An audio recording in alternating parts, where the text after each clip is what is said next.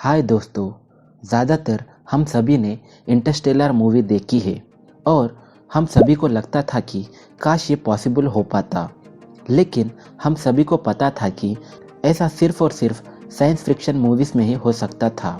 लेकिन Elon Musk ने इस साइंस फिक्शन कॉन्सेप्ट को अपने रियल लाइफ में अप्लाई कर दिया और आने वाला 2024 एक ऐसा साल होगा जो कि एलन मस्क के स्पेसएक्स क्रू मेंबर्स इंटरस्टेलर यात्रा करके यानी तारों के बीच की यात्रा करके हम सभी को चौंका देंगे। एलन मस्क अपने मिशन को लेकर इतने कॉन्फिडेंट है कि उनका मानना है कि उनकी डेथ मार्स प्लैनेट पर ही होगी। जुलाई 4, 1997 में नासा ने अपने फर्स्ट रोवर को मार्स पर भेजा था। तब तक किसी को पता भी नहीं था कि मार्स अंदर से कैसा दिखता था। फिर कुछ दिनों बाद नासा के रोवर ने कुछ ऐसा सेंड किया जिससे नासा के लोग चौंक गए। आप जानना चाहते हो वो क्या था? तो ये देखिए, इसमें साफ दिखाई दे रहा है कि कभी ना कभी यहाँ वाटर लेक था, जो कि बढ़ती टेम्परेचर की वजह से यहाँ का सारा वाटर एवापोरेट हो गया, जिससे कि नासा को पता चल गया कि मार्स पर कभी ना कभी शायद लाइफ एग्जिस्ट करती थी। और नासा को यकीन हो गया था कि 2050 तक मार्स को भी हमारे पृथ्वी के जैसा एक हैबिटेबल प्लैनेट बनाया जा सकता है।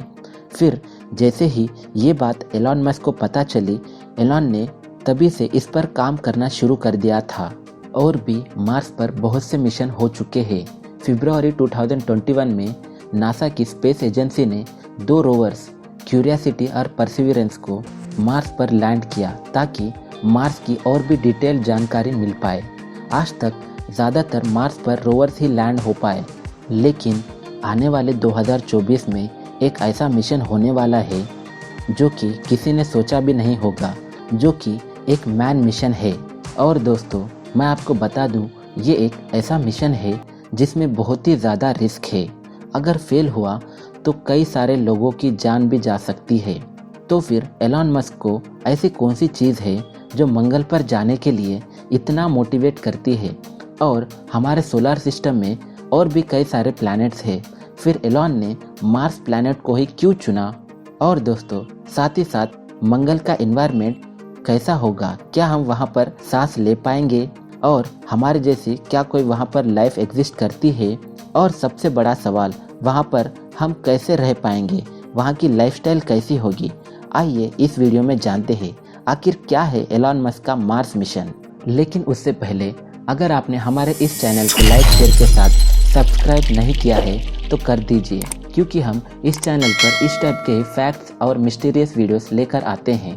हम में से ज़्यादातर लोग सपनों की दुनिया में ही जीते हैं, लेकिन एलन मस्क एक ऐसे व्यक्ति है जिनका मानना है कि dreams are just reflection of our desires, यानी हमारा दिमाग इतना पावरफुल है कि हम उससे कोई भी बड़े से बड़ा काम करा सकते हैं।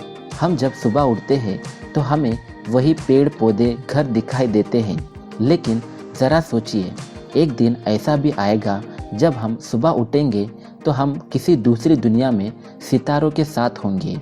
ये सुनने में बड़ा ही फैसिनेटिंग सा लगता होगा और ज़्यादातर ऐसा सिर्फ और सिर्फ सपनों में ही होता है। लेकिन इसी सपनों को एलन मस्क की कंपनी स्पेसएक्स पूरा करने के लिए इस पर काम कर रही है।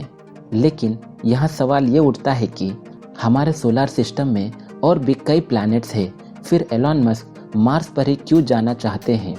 दोस्तों, मंगल एक ऐसा प्लैनेट है जो कि हमारे प्लैनेट के नज़दीक है और हमारे प्लैनेट के कंपैरिजन में मार्स प्लैनेट सन से थोड़ा दूर है। इसीलिए मंगल ग्रह पर डिसेंट सनलाइट होती है और ज़्यादातर पृथ्वी के कंपैरिजन में मंगल ग्रह पर ग्रेविटी सिर्फ और सिर्फ 38% ही है, जिसकी वजह से हम में से कोई भी वहाँ पर बिना ऑक्सीजन सूट के नहीं रह पाएगा। और हम इंसानों को एक ऐसा हैबिटेबल यानी रहने योग्य इन्वायरमेंट चाहिए जहाँ मोस्ट इम्पॉर्टेंट ऑक्सीजन और कई सारे गैसेस हो। तो फिर मार्स पर हमारे जैसी क्या कोई लाइफ एग्जिस्ट करती है या कोई लाइफ एग्जिस्ट करती थी? ये एक ऐसा सवाल है जो सभी के मन में आ रहा होगा। तो दोस्तों, आज तक मंगल ग्रह पर नासा के कई रिसर्च हो चुके हैं और उनका मानना है कि मंगल पर पास्ट या प्रेजेंट लाइफ का कोई सबूत नहीं मिला, क्यूमुलेटिव एविडेंस सजेस्ट करती है कि एशियंट नोशियन टाइम पीरियड के दौरान मंगल के सतह पर लिक्विड वाटर पाया गया, जो कि माइक्रो ऑर्गेनिज्म के लिए रहने योग्य था। इससे हमें ये पता चलता है कि कभी ना कभी कहीं ना कहीं मंगल के सतह पर कई हजारों साल पहले लाइफ एग्जिस्ट करती थी, जिससे एलॉन मस्क को मार्स पर बस्ती बसाने की उम्मीद जगा दी।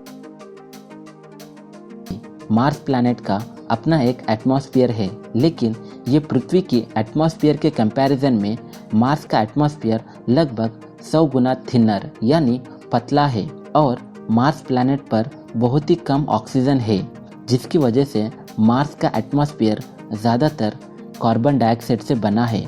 इसीलिए मंगल पर एक अंतरिक्ष यात्री मंगल ग्रह की हवा को सांस नहीं ले पाएगा और उससे बाहर काम करने के लिए ऑक्सीजन के साथ एक स्पेस सूट की ज़रूरत होगी।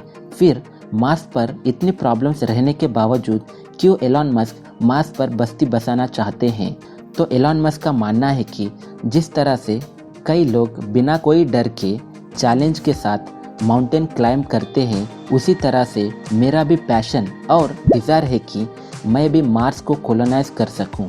लेकिन दोस्तों, मेरा सवाल आपसे है कि मार्स या सभी प्लैनेट के कंपैरिजन में लाइफ एग्जिस्ट करने के लिए हमारा प्लैनेट मोस्ट सुटेबल प्लैनेट है, जहां प्रॉपर अमाउंट ऑफ सभी गैसेस, ग्रेविटेशनल फोर्स और कई सारे हैं, जिससे बिना कोई प्रॉब्लम के इजीली लाइफ सर्वाइव कर सकती है। तो फिर क्यों एलॉन मस्क मार्स पर उतना रिस्क लेकर इंसानों की बस्ती बसाना चाहते हैं? तो एलॉन मस्क ने कहा कि हम इंसानों को सेल्फ सस्टेनिंग यानी आत्मनिर्भर और परमानेंट बेस मार्स पर एस्टैब्लिश करना चाहिए, जिससे कि अगर फ्यूचर में न्यूक्लियर वार हो गया या एस्ट्रॉयड हमारे पृथ्वी से आकर टकरा गया तो पृथ्वी पूरी तरह से नष्ट हो जाएगी, तो इंसानों का बीज पूरी तरह से मिट जाएगा। इसीलिए अगर हम मंगल पर बस्ती बसाने या कॉलोनाइज करने में सफल हो गए तो इंसानों की डायनेस्टी नहीं मिट पाएगी और दोस्तों, हमारी टेक्नोलॉजी बहुत ही आगे बढ़ चुकी होगी, जिससे कि हम मार्स प्लैनेट पर रहकर अंतरिक्ष में हमारे जैसे और भी कई सारे प्लैनेट्स होंगे, जिसका पता हम वहां रहकर लगा पाएंगे। एलॉन ने एक प्रेस कॉन्फ्रेंस में ये कहा कि आने वाले 20 से 30 सालों में 1 मिलियन से भी ज़्यादा लोग मार्स पर जा चुके होंगे और मार्स तक ले जाने वाली रॉकेट का नाम स्टारशिप है, जो कि आने वाले 10 सालों में 1000 तक स्टारशिप रॉकेट्स मैन्युफैक्चर होंगे और एक दिन में 3 रॉकेट मार्स की ओर उड़ेंगे। और साथ ही साथ एलॉन भाई ने ये भी कहा कि एक स्टारशिप में 100 पैसेंजर तक बैठ पाएंगे। तो दोस्तों, आज का हमारा ये वीडियो कैसा था और आपके कोई सवाल हो तो हमें नीचे कमेंट बॉक्स में ज़रूर बताइएगा।